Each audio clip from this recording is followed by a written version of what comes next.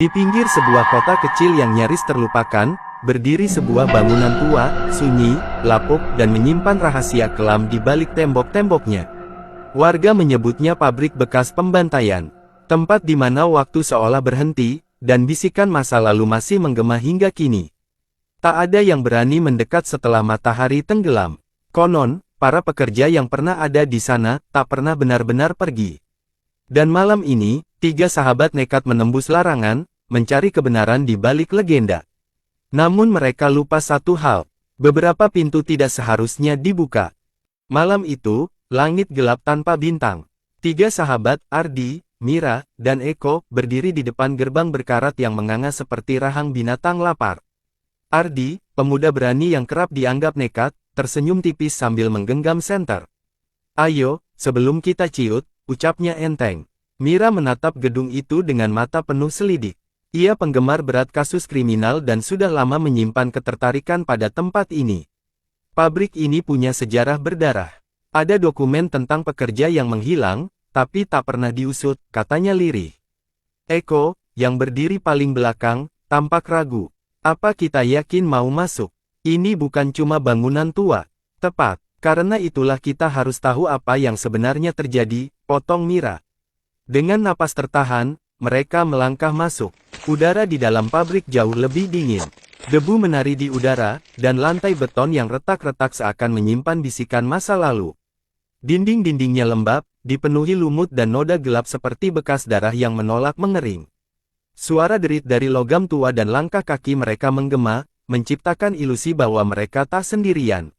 Ardi memimpin mereka lebih dalam, hingga mereka menemukan tangga kayu menuju lantai 2. Tangga itu sempit, setiap pijakan seperti meratap dalam derit panjang. Di lantai 2, mereka berhenti tertegun. Dinding ruangan itu dipenuhi foto-foto hitam putih. Potret para pekerja pabrik, sebagian besar menatap langsung ke kamera dengan ekspresi kosong, beberapa tampak ketakutan, seperti tahu sesuatu yang mengerikan sedang mendekat. "Ini bukan sekadar arsip," bisik Mira. "Lihat ekspresi mereka, ini semacam dokumentasi penderitaan. Sejarah kelam," Ardi bergumam, menyorot wajah-wajah di foto dengan senternya. Tiba-tiba, langkah kaki terdengar dari belakang mereka. Perlahan, berat, namun jelas. Mereka saling memandang. "Siapa itu?" Eko berbisik, tubuhnya menegang. Dari kegelapan muncul sosok pria tua dengan wajah penuh kerutan dan mata sayu yang dalam. Ia mengenakan pakaian lusuh dan topi buram yang tampak berasal dari masa lampau. Bekas luka besar melintang di pipi kirinya. "Apa yang kalian cari di tempat ini?" tanyanya, suaranya berat seperti batu yang digeser. "Kami hanya ingin tahu," jawab Ardi, lebih pelan dari biasanya. Pria itu melangkah lebih dekat. Tempat ini pernah dipenuhi tawa dan kerja keras, sampai malam itu. Malam saat semua berubah. "Malam apa?" tanya Mira, matanya menajam. "Pabrik ini bukan ditutup karena bangkrut. Ia dihentikan oleh darah dan tangis," gumam pria tua itu. "Ada yang dikorbankan di sini. Bukan hanya tenaga, tapi jiwa." Eko menggigil. "Siapa Anda sebenarnya?" "Saya penjaga, saksi terakhir." Matanya menatap jauh melewati mereka. "Dan kalian sudah melangkah terlalu dalam." Tiba-tiba, pria itu menghilang ke dalam bayangan, seolah ditelan gelap. Keheningan mendadak menggantung. Lalu, suara bisikan mulai terdengar. Samar, namun menjerat telinga. Nama mereka disebut. Ardi, Mira, Eko. Panik mulai merayap. "Kita harus pergi," Mira memegang lengan Ardi. "Tunggu, kita belum." Ardi belum sempat menyelesaikan kalimatnya saat seluruh senter padam bersamaan.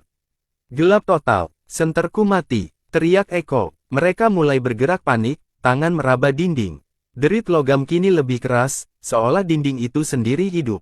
Di antara kegelapan, mereka melihat bayangan-bayangan bergerak cepat, berkelebat, membisik.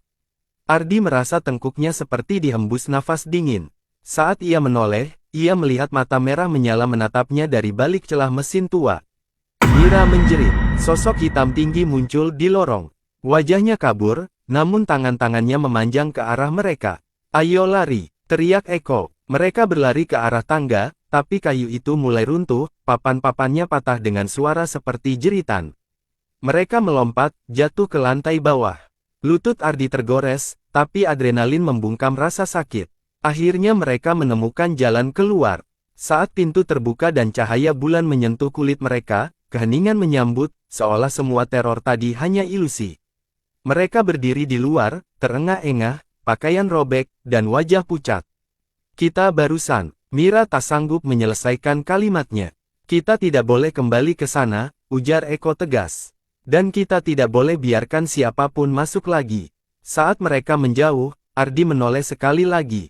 Di gerbang berdiri pria tua itu, menatap mereka. Tapi kali ini, senyumnya menyeringai, matanya kosong, dan tubuhnya perlahan memudar, seperti kabut yang kembali ke kegelapan. Pabrik itu diam, tapi hidup. Ia hanya menunggu jiwa baru yang cukup bodoh untuk membuka pintunya.